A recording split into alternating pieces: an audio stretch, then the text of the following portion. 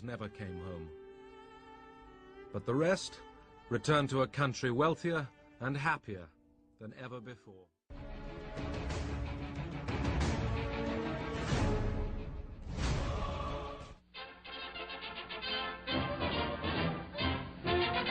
After 48 years of American sovereignty, the people of the Philippines assume the status of an independent nation. The transfer is made on the 4th of July, a day full of significance for these Yanks. From Burmese General Yu Aung San, head of his country's delegation to Britain, our reporter was given this.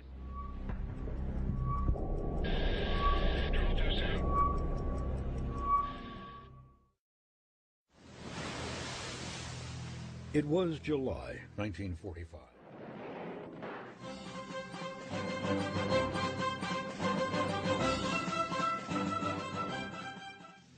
As of the 21st of the B-52s targeting suspected Viet Cong encampments along the infamous Ho Chi Minh Trail are carpet bombing Cambodia. It is one of the most controversial acts of the Vietnam War and one of the most destructive. Nearly 500,000 tons of ordnance dropped, more than 130,000 refugees driven from their villages. Cambodia is shattered. From out of the rubble, a little-known force emerges, an obscure communist insurgency led by a charismatic former carpenter's apprentice named Saloth Saw. The world would soon come to know him as Pol Pot. He was born in 1928 in rural Cambodia. His family had connections, and young Saw was sent to school in the capital, Phnom Penh. He was beginning to train as a carpenter there when he won a scholarship to study in France. In Paris, he joined the French Communist Party and began writing political tracts under the pen name The Original Cambodian. When he returned to Phnom Penh in 1953, Cambodia was struggling for independence from France. Along with other Paris-trained intellectuals, the local communist organization began to embrace a zealous blend of Stalinism, Maoism, and racism. Combined with a burning wish to return Cambodia to its ancient glory, the glory of Angkor Wat. The young radicals believed that outside influences from China, Vietnam, the Western world, were destroying their country's noble heritage. They dreamed of cleansing Cambodia of all modern influence, of creating a pure communist Cambodian society in just one generation. Former Ambassador Kenneth Quinn. And then, through a series of steps, took on an even more extreme ideology. And the ideology of the Great Leap Forward and the Cultural Revolution was that if you want to have a communist society, if you want to have a pure society, what you must do is change it right away. And you must remove the impediments. And the impediments are the ruling class, the educated class, the rank and file of the officer corps, and ultimately the peasantry itself. By the mid-1970s, Pol Pot was on the move. Tapping into outrage at the U.S. bombing, his guerrilla army began to swell. Peasants signed up to fight American imperialists and their puppet leaders in Phnom Penh. In late April 1975, on a morning just about like this, Communist Party leaders began a total evacuation of this city.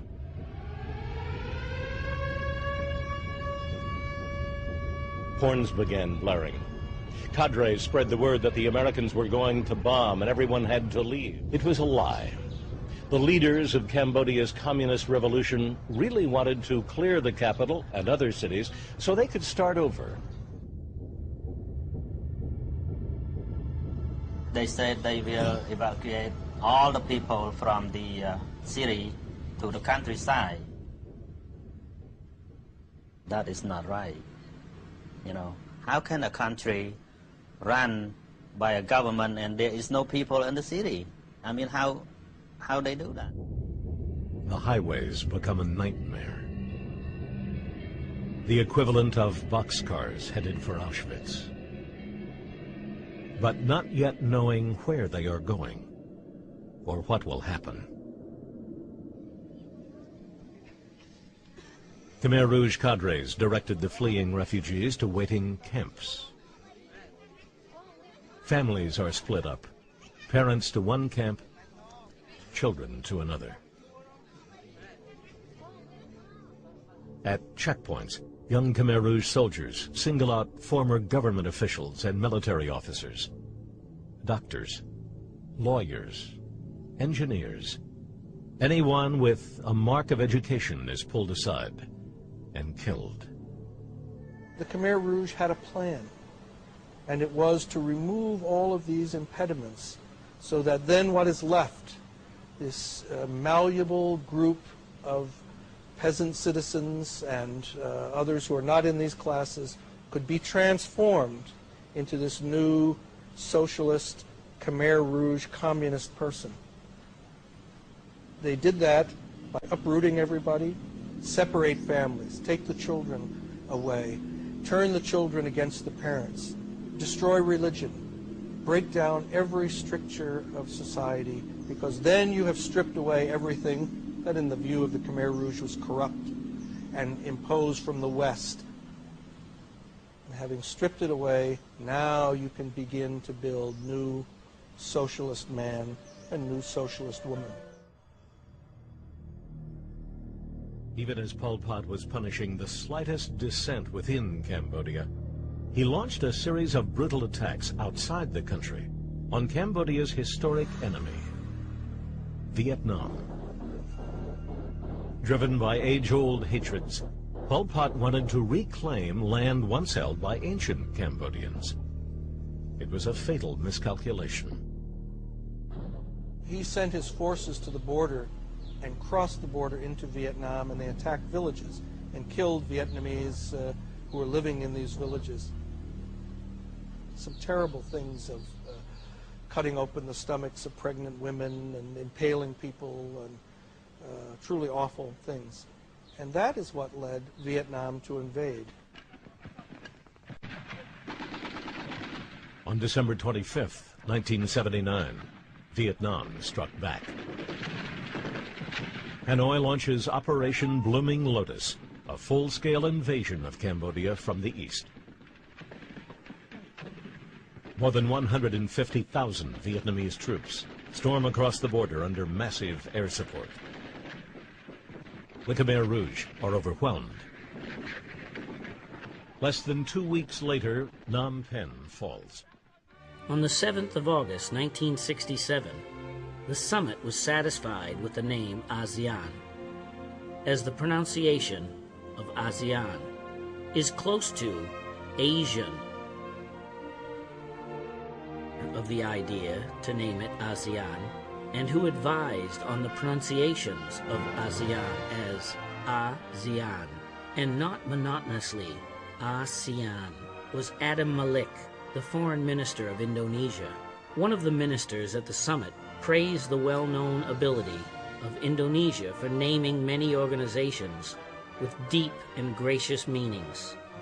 The official meeting at the Ministry of Foreign Affairs in Bangkok lasted only 40 minutes, from 1,220 hours to 1,300 hours only, all because the spirit of Bang Saen during the discussion in a family-like atmosphere at Ban La Am Than was truly powerful. Dr. Thanat Khoman, the foreign minister of Thailand, the initiator of the founding of ASEAN, contentedly announced that talks to establish ASEAN took place in an atmosphere of compromise and leniency. He stressed that ASEAN openly welcomes members in the region at all times, including Cambodia, at the time in dispute with Thailand over ownership rights, Preah Vihear Temple.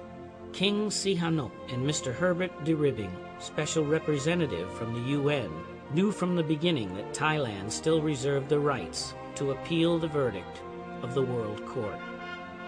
In the evening on Monday, the 7th of August, 1967, His Excellency Field Marshal Thanon Kittajorn, the Thai Prime Minister, hosted a banquet dinner and honor for the ministers who founded ASEAN. The announcement that declared the founding of ASEAN is called the ASEAN Declaration, or Bangkok Declaration, was completed and presented at the meeting on Tuesday, the 8th of August, 1967, 10:30 hours at Saranram Palace, Ministry of Foreign Affairs, and was officially signed 10:50 hours.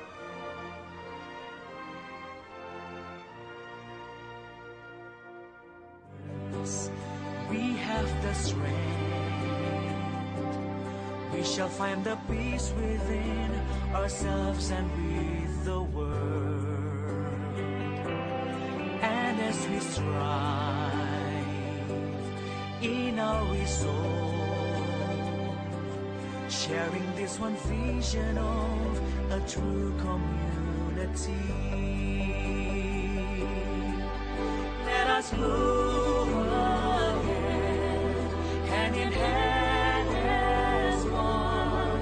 Let our virtues stand and face the challenges of time. Let us move ahead into greatest. After an estimated 3,000 were killed in the uprisings, a new military junta promised democratic parliamentary elections would be held in 1990. In that election, Aung San Suu Kyi, nominee for the National League for Democracy, handily defeated the military candidate. Instead, Suu Kyi was put under house arrest, where she would spend 15 of the next 21 years. As if to underline what they saw as Burma's new era, the generals also changed its name to Myanmar. But the U.S. and other Western powers refused to recognize the name or the military regime's legitimacy. And as the regime continued to ignore election results, the U.S. imposed sanctions against Burma. They forbid investment in the country and blocked travel for senior Burmese officials. That policy under both Presidents Clinton and Bush was in effect regime change. It said in the reports from the State Department to the Congress every 6 months, basically said, go back and honor the results of the May 1990 elections, which the opposition swept, and then we'll talk to you. Thailand received an emergency rescue loan from the International Monetary Fund. When that didn't work, the Thai government asked Washington for even more help. No one imagined that an economy as small as Thailand's could spark a global crisis. Thailand is a very small economy. It doesn't have a lot of links, and it's not exactly in your backyard. In any event, the U.S. chose not to intervene in Thailand, thinking it was not going to spill over. Why would it? The contagion effects were not apparent to anybody, not just the administration. I think they misjudged the situation. And probably because it was seen too much as a financial issue rather than an overall strategic issue. Global markets worried that other Asian countries might have similar hidden flaws. Like a classic run on the bank, money began to pull out of the entire region. They called it contagion. And at each stage, the crisis turned out to have a virulence, what became known as contagion, much greater than had been anticipated. And what that really reflected was indeed globalization, was the way these economies had become locked together, and investors looked at emerging markets. They said there's a problem in Thailand, well then there's a problem in these other countries. And so each step of the crisis created these shock waves that carried on into the next.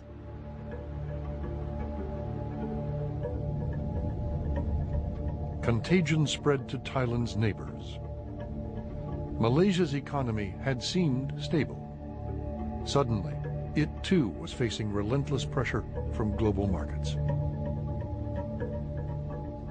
We have the currency going down and down and down, and we have the stock market doing the same.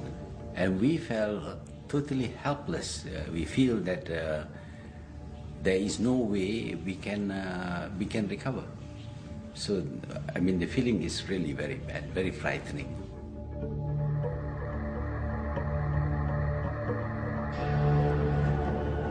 Contagion next hit Indonesia, the most populous country in the region.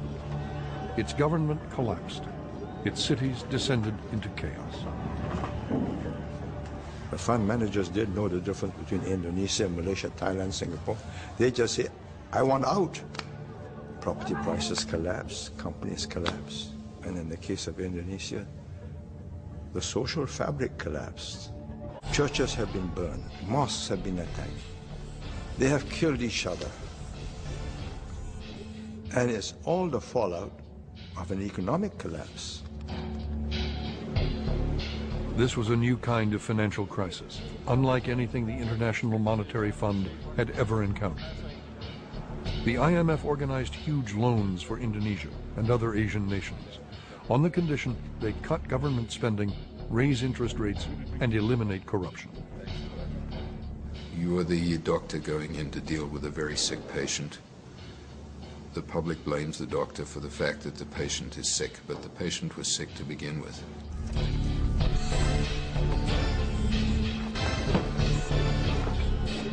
But these things are societally wrenching, and there are huge vested interests. And you wouldn't get into these crises if the vested interests weren't that important. That, I think, is one of the reasons why it takes political change to deal with a crisis as big as this. To some of the region's entrenched leaders, the IMF's conditions smacked of a new kind of colonialism. Presently, we see a well-planned effort to undermine the economies of all the ASEAN countries by destabilizing their currencies. In the old days, you need to conquer a country with military force, and then you can control that country. Today, it is not necessary at all. You can destabilize a country, make it poor, and then make it request for help. And for the help that is given, you gain control over the policies of a country. And when you gain control over the policies of a country, effectively, you have colonized that country. The market forces were simply too powerful for the IMF or any government to contain. In late 1997, contagion reached Korea, one of the most successful economies in the world. It was unbelievable that the crisis has spread as quickly as to Indonesia and Korea within a matter of 6 months or 7 months. But the world was much more globalized than we thought it was at that time. In the last week of December of 1997, the 11th largest economy in the world, which was Korea, had, roughly speaking, $4 billion of reserves left and was using reserves at the rate of $1 billion a day. Well, it didn't take a great deal of quantitative insight to see that that was not a long-term viable situation.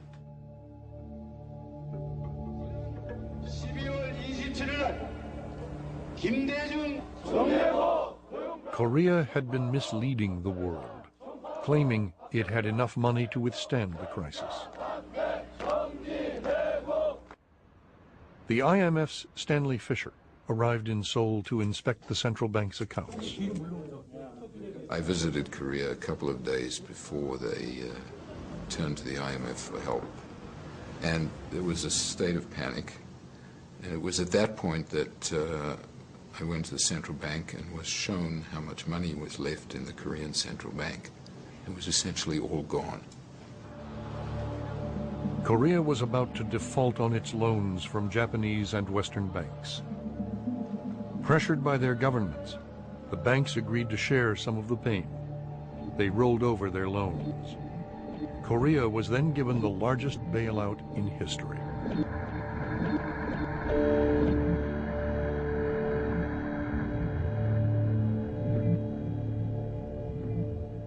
If they had done that in Thailand, I think that they would have not only avoided some economic problems, but I think that the sense in Southeast Asia that the Americans were really on the side of putting things right would have been stronger. Then a very, very strange thing happened. From about the 1st of February 1998 until August, there was a period in which financial markets essentially decided that risk didn't exist anywhere. Long-Term Capital Management, or LTCM, directly controlled $100 billion of global assets and indirectly more than $1 trillion. The 90s saw a huge buildup in concentrations that we had never seen on a global scale. Maybe we had way back in history. Maybe the Romans had financial institutions that were disproportionately large to the overall activity of the world that they operated in. But LTCM was a specific type of hedge fund. They were involved, whether it was the Singapore Exchange, the Tokyo Stock Exchange, the London Stock Exchange, the New York, there was no market that they weren't maybe the largest player or close to the largest player. By September 1998, LTCM's losses were spiraling out of control. Contagion had arrived on Wall Street. Incredibly, the failure of this single investment fund threatened the entire global economy.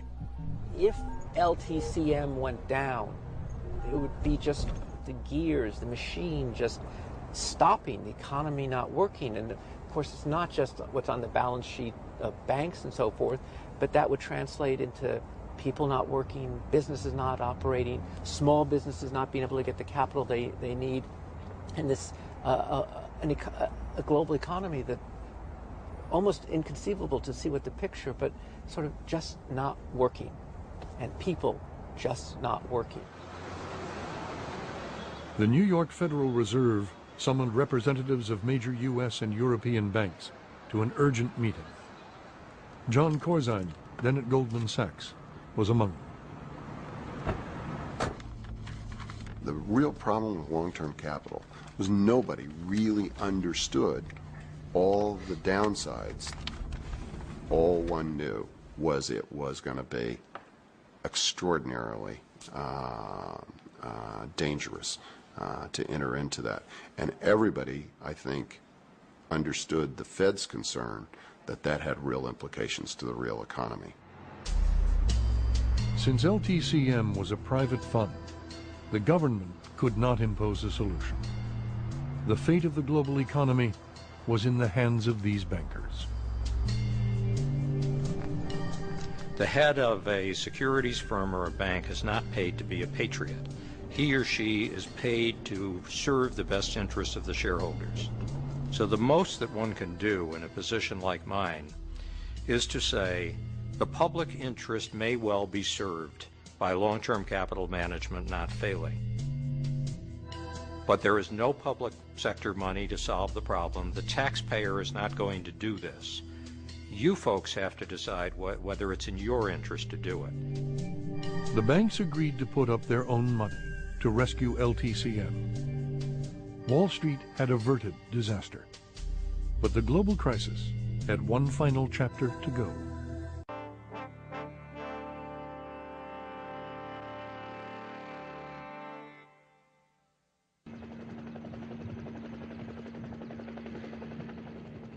At 7:53 a.m., April 30th, the last American troops leave.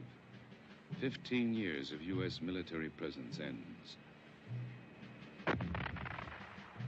The communists converge on the capital in a five-pronged assault. They overrun Saigon Airport, occupy the military and police headquarters, then move through the garbage-littered streets past a dazed population. The final hours are mercifully bloodless.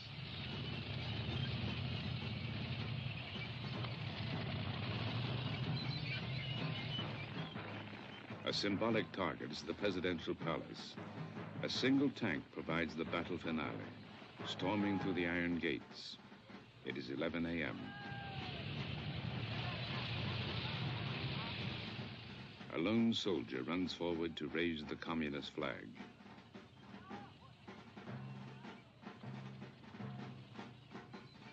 By noon, Hanoi's troops fill the city. Their flags are everywhere. At the palace, they arrest South Vietnam's last president, General Duong Van Minh. He is ordered to broadcast a message to his remaining troops. Lay down your weapons and surrender unconditionally. The Communist field commander, General Zheng, writes of these final victory hours.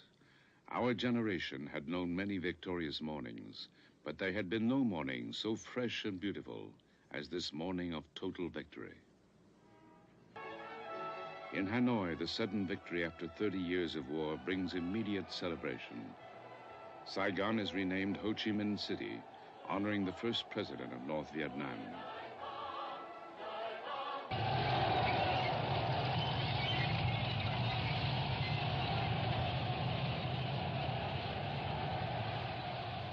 In Saigon, the Communist Victory Parade is held May 7th, the anniversary of the French defeat 21 years before. Change comes slowly to Saigon. The Communist victors initially treat the people with discretion. But the old regime is purged. 200,000 officials and military officers are sent to re-education camps.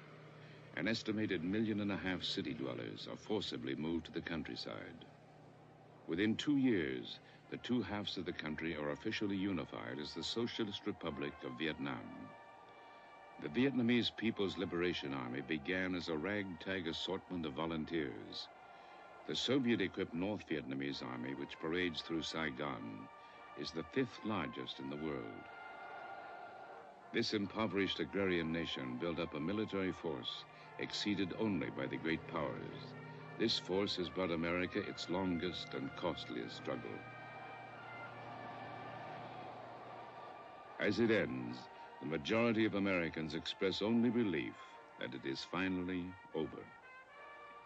More than 100 countries give diplomatic recognition to Vietnam.